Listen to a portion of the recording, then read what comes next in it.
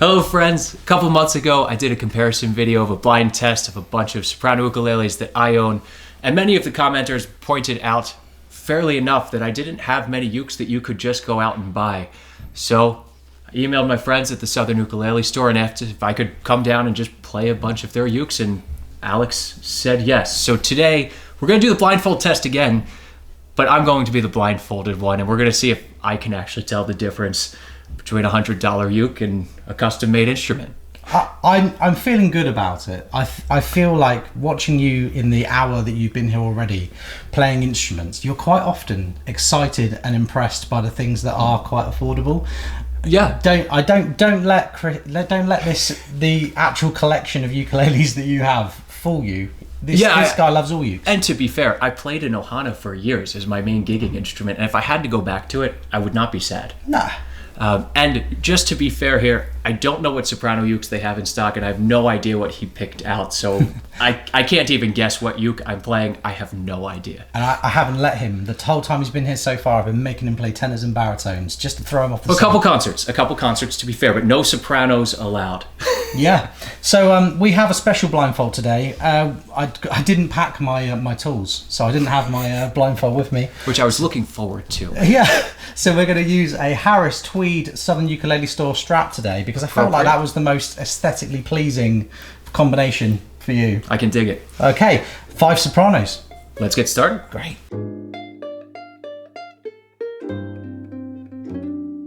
Right, we're back. We have some ukuleles for you now. I'm going to hand it to you as if you're about to play it. Here is ukulele number 1. Number 1. It has fleas, that's good.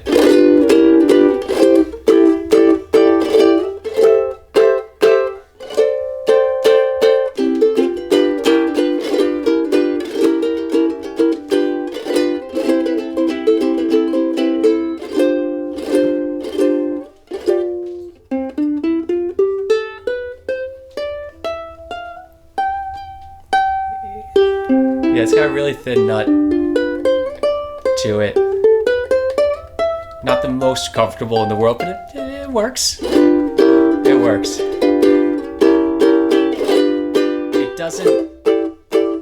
It doesn't give you much when you dig into it. Yeah. I think this is a lower end uke, but it works. It works. It's a soprano. It's a soprano. It's a soprano. Nice. Okay. Do you have a feeling about what it might be? I feel almost like it's a composite instrument, like plastic or something. Oh wow. Yeah. I don't know. It might be because what strings are on here? These are fluorocarbons, right? I will tell you the strings if that helps. So yeah. That's Aquila. Oh, that might be where I'm feeling that it's composite, because I always feel that they're a little like tubbier sounding. I can't beat them as much as fluorocarbon into submission, so that might be part of it. Yeah. Okay, so we think it's a composite ukulele. It's an affordable one. Yeah, I think so. Do you have any kind of inclination as to what brand it might be, or is that no idea on the brand? But okay. I feel like the lower price range, but it works. It intonates fairly well up the neck. Yeah. Okay, I'll take number 1.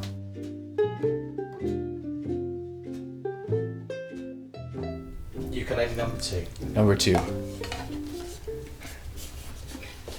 And a thinner body. I like that already. I like this more than number 1 already. The neck's not as chunky back to front, which I think feels almost a little bit longer. Maybe I'm crazy. And these are fluorocarbons. Yeah? Yeah. You're not crazy about the scale, actually. You've got something there. Yeah, I feel I'm used to a long neck soprano. That's my normal. Oh, it's a lot. What am I to the neck here?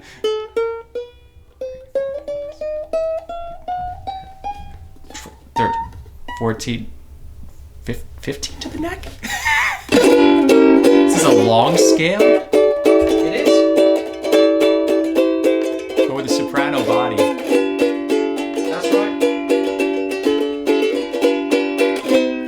like that soprano punch though.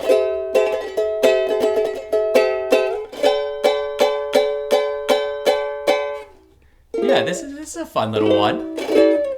I always get thrown. This is a much longer scale than I'm used to though. This is longer than my 360 that I'm used to.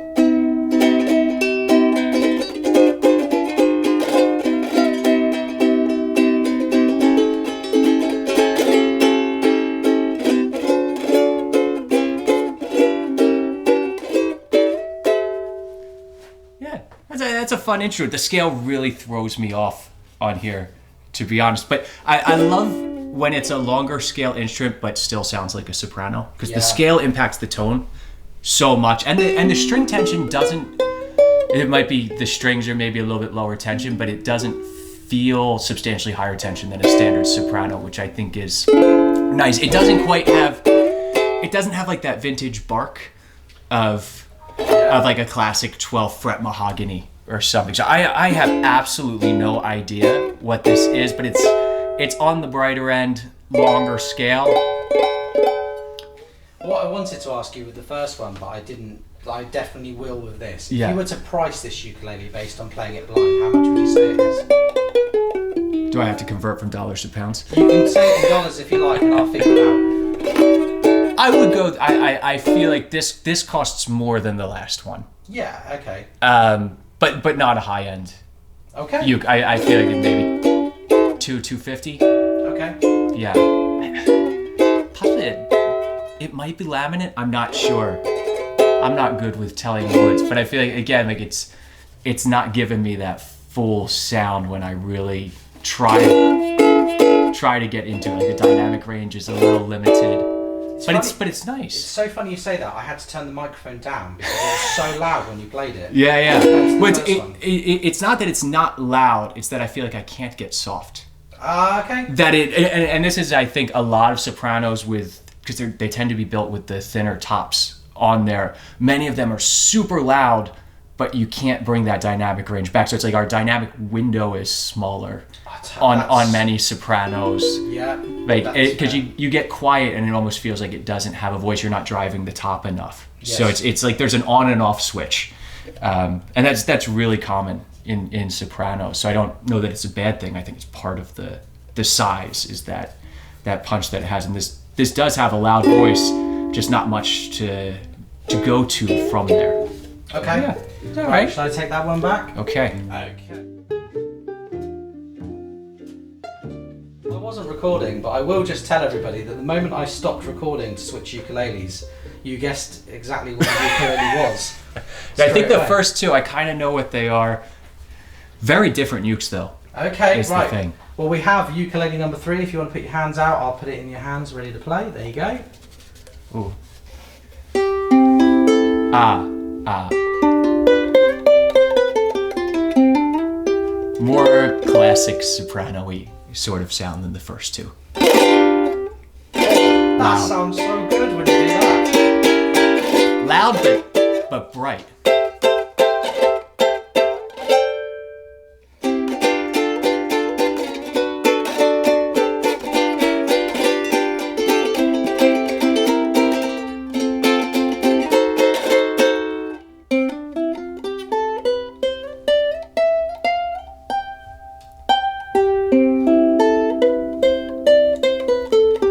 Yeah, it's really bright sounding to me. It doesn't have a lot of body on the C string, which can be a good thing in a soprano instrument if you like that more chimey sound. I like deeper sounding instruments. The neck's comfortable though. Yeah.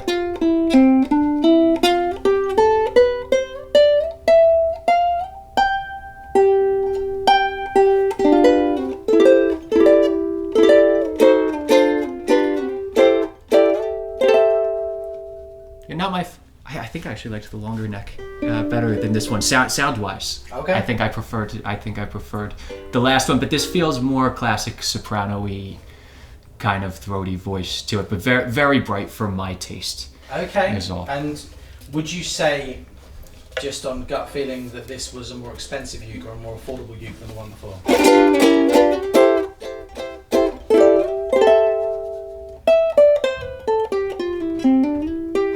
about the same as the one before.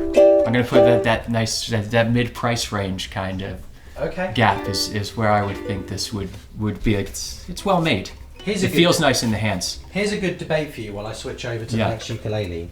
In what would you say is a mid-priced range ukulele? Oh, that's a good question, right? Yeah. Yeah. I mean, I think it's a big range in the uke world is the thing. I think once you get into solid top instruments, so when you hit that 200 to 250, I'd say anywhere from there up to about 700.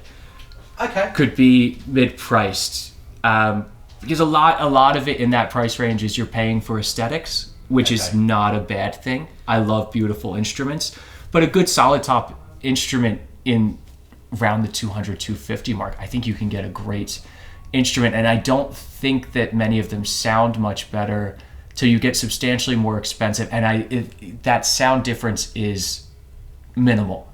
Once you play one good sounding uke at any price point, like the gains above that are small, and I think a lot of times, at least for me, the playability gains are what is a lot more. The balance of the instrument, especially on a soprano, the move from geared to friction tuners, or geared friction tuners even preferably in the higher priced instruments that give a better balance to the instrument. I think that the playability becomes the bigger difference in many of those higher priced instruments to me versus because sound's so subjective, right? Yep. Like I didn't really dig that last one, but some people might really like the sound of it. It's not a bad sound. It's just not the sound I go for. The first 5 seconds you played that, I thought I'd never heard a better soprano ukulele. Yeah, exactly, it's funny right? How subjective it is. Yeah, and that's the thing. Like a soprano, we think of the sound of a soprano, right? And I've heard sopranos that almost sound like tenors. They have that darker quality to them, and likewise, I've heard tenors that almost sound like a soprano because they're so glassy and so throaty that we give so much credence to just the size of the instrument, and I think the hands that make so much more difference. And that thankfully every company kind of has its own voice, the production models as well. Okay. I have the next ukulele for you. All right. So, there you go.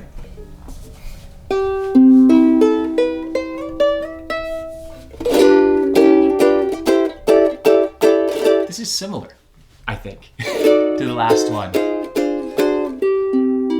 won't touch the tuners.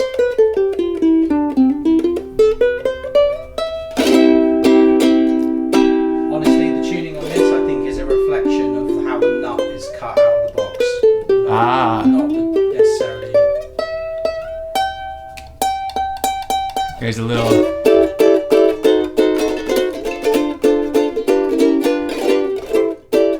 There's a little intonation fight on here at some points, but that's not a big deal unless it's the frets. In which case, but yeah, it's not quite as nice in the higher register, but down here for strumming.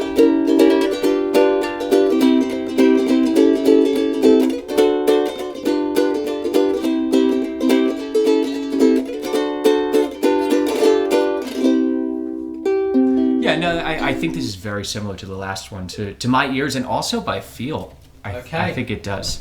Feels very similar. So you think very similar now? Yeah, now we're gonna find out that they're wildly different instruments. I have to say, there's going to be some surprises at the end for you here. Oh, I bet there are. I think I've got one or two more for you. All right. I'm just going to go and navigate that. Yeah. We'll be right back. I love a good surprise. I want to be wrong here. Good. I think. You will be. I want to prove that the lower priced instruments are just as good. We're spoiled in this day and age. That's the problem. Okay. I hear it. I'm very excited for you to try this one.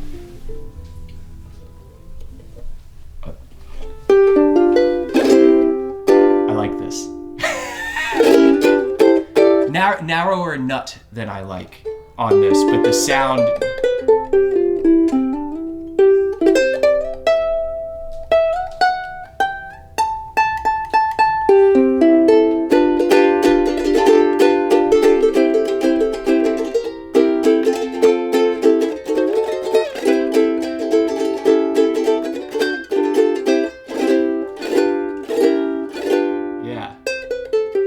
I like this one. So far, this is my favorite. Okay. Of them. Do you feel like it's a step up from what you've been looking at? I do feel like it is, yeah. I hope it costs £100. Yeah, it intimidates really well up the neck, especially for a soprano. And also the A string really projects on this one. I hear...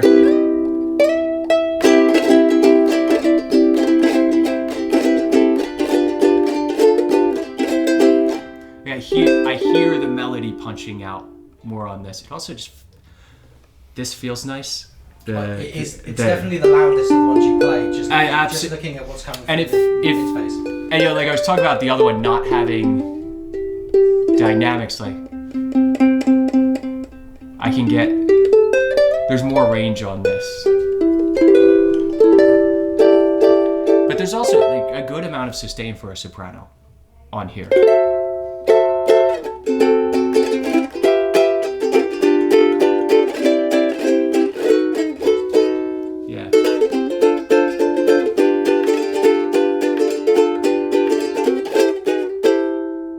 I think definitely my favorite so far. Okay. Is this one, yeah. Okie dokie. Whatever that is. Right. So this is our penultimate ukulele today. All right. Oh, there's your hand. Little neck. I feel a little bit of neck dive on this one. But no.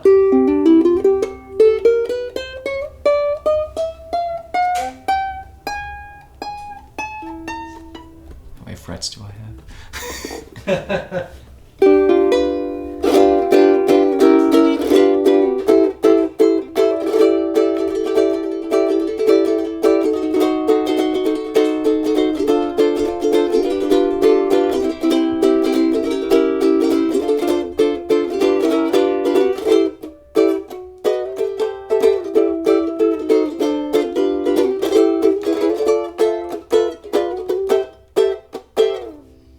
Fun little one. I feel like it doesn't have as much sustain as the last one, but it sings nice. The voice is different though.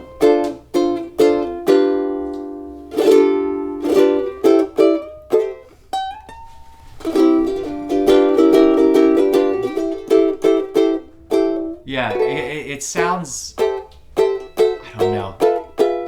It sounds different than the other ones in a nice way. It has a unique voice to it. I have no idea what this is. This sounds really nice though. I like this. Great. But yeah, there's something different about it. Any inclination from playing it? No idea. What made it? No. No. If I touch the body of the headstock, that's cheating, right? If you touch the headstock, you definitely know what it is. Oh, okay. There's Ko-Aloha? Yeah. Yeah. It's not a pineapple though, is it? Is it a pineapple? You can touch the body. I give you permission. Yeah. Yeah. I knew it was something weird. I like it though. This is nice sounding and nice playing as well. It still sounds like a soprano, right? Yeah. That's the thing. To me, it sounds very different than the other ones, but still keeps that soprano voice. I dig this. I think this is.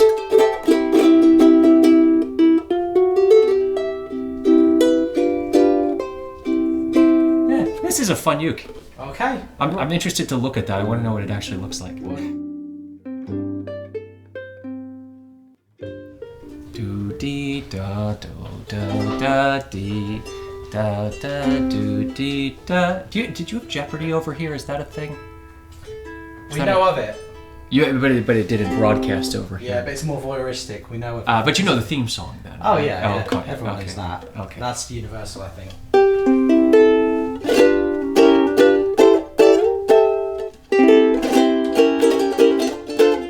Another one on the brighter end for me.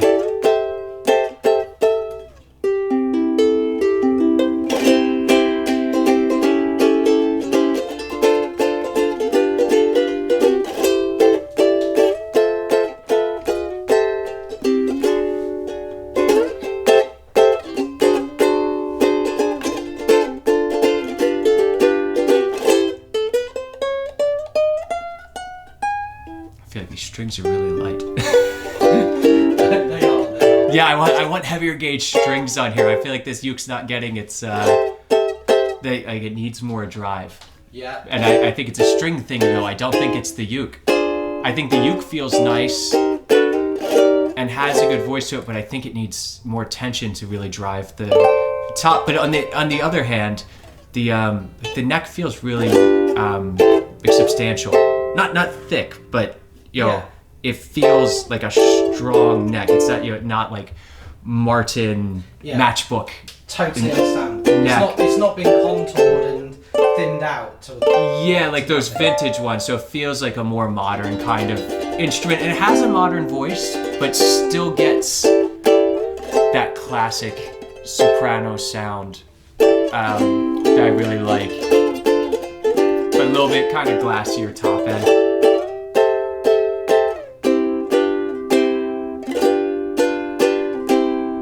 I think the previous one was my favorite out of them. The weird, whatever that weird one was. I think it's my favorite. But this is a nice instrument. This works. Okay. Yeah. I've got it now. All right. I'll take it back. Okay, I'm going to take this one away, and then we're going to bring them out to show you one by one.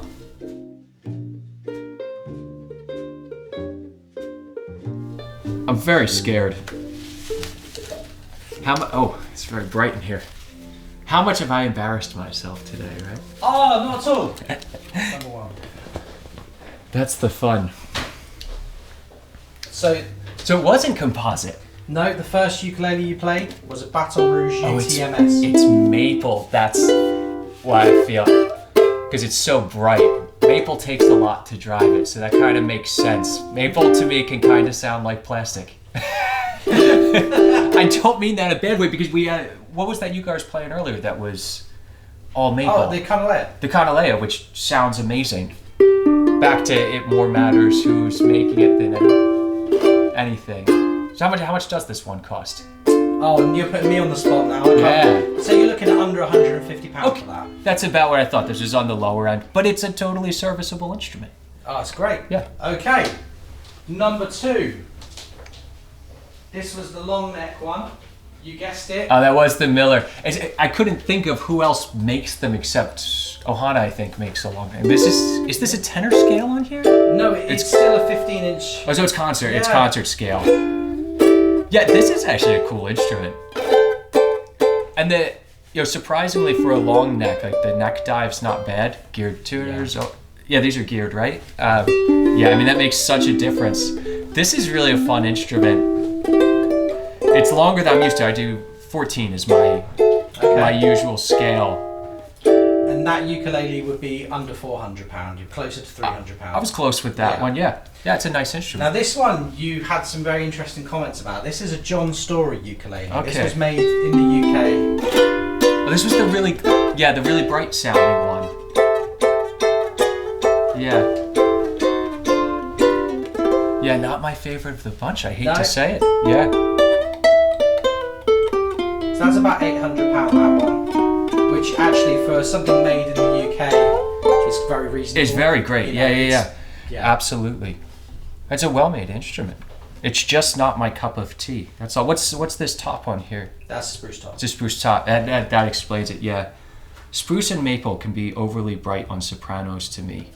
Yeah, sometimes mahogany sopranos are nice. I say as I walked in here with a spruce soprano this morning. Okay, now this one, you had a lot of very flattering things to say. I liked it. Yeah, basic. Yeah, this is just if someone said, what does a soprano uke sound like? Right, mahogany?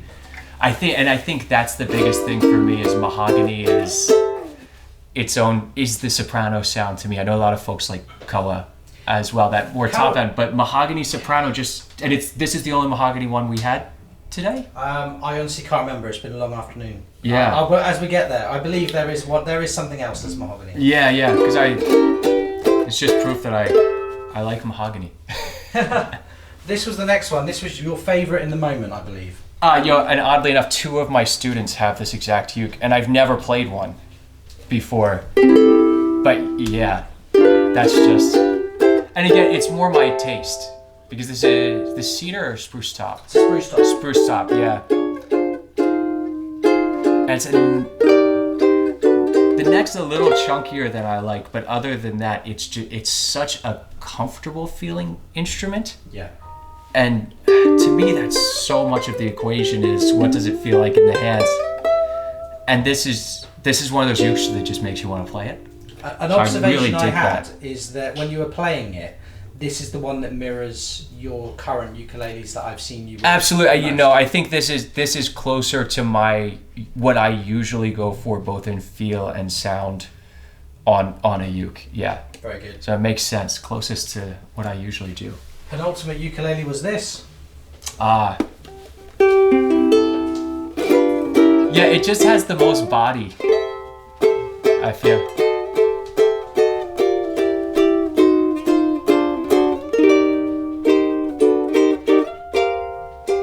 Yeah. You play that one better without the blindfold as well. You play with more vibrato without the blindfold. Yeah. That's a fun one though. Okay. Fun instrument. And our final ukulele is an Uma. Pineapple. It didn't sound like a pineapple to me, if I recall. Do you think that's the string tension? I think that the strings seem really low to me, yeah. And I wonder if maybe it's a thicker top than the other instruments, so it needs more drive to it. And that is mahogany, that one. Yeah, because I feel you're just... I don't feel like it's giving what it could out of it. That's the big thing. I feel like I'm hearing the strings and not the top. Yes. On this one.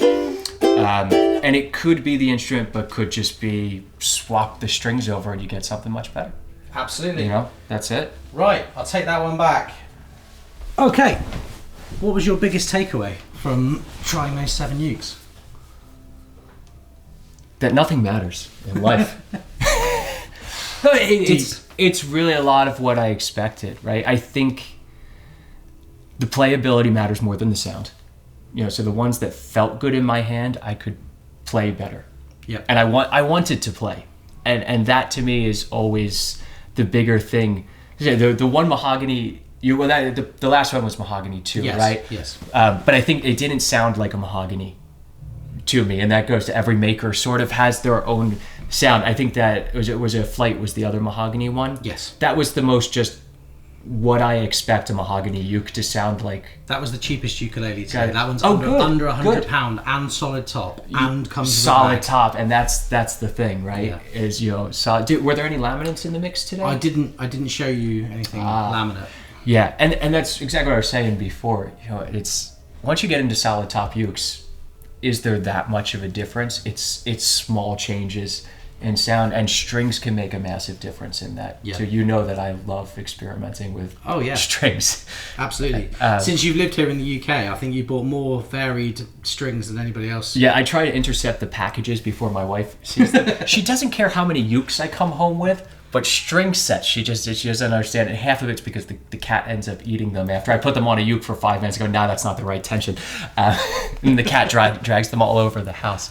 But yeah, no, I love liking a lower priced uke. As I said earlier, I loved my Ohana too. And so much on I think the higher end is playability, and personal taste is the main thing. You got to find what you like.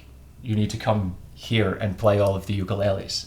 That's it. And most people watching this probably are not close enough that they can come here or to any music store where you can try 7 Sopranos, let alone decently set up Sopranos. Yeah, it's definitely it's a mission, but it's wherever you are, if it's a few hours, it's worth that trip. It's absolutely worth it. Or if you're in the middle of nowhere, someplace with a good return policy. Yeah. As much as I hate to say that, you don't want to get stuck with a uke that you don't like. No. And the setup is the other big thing. I know you guys set up all of the instruments here, and that, especially for playability, is everything. That's the difference between buying at a big box store and someone who actually sells ukes, is you get a uke that's playable out of the box. Mm-hmm. And one of the issues with uke is that even a poorly set up uke is playable. The intonation might not be perfect, but for a lot of us, it's close enough. And then when you finally play an instrument that has a good setup to it, regardless of the price point, then you can't go back. You realize what it's supposed to sound and feel like, and that extra 10% is really everything. Yeah. I think, you know, a well set up, low priced instrument will trump an instrument that just doesn't feel as good in your hands at a higher price point. Well, I agree. I do. Well, look, this is your channel. Thank you for having me as a guest on your channel. Hey, thank you so much for letting me come down here and play off the ukes. And we're going to go play a bunch of other ukes now. And that'll be over on Alex's channel. Yeah. See y'all soon.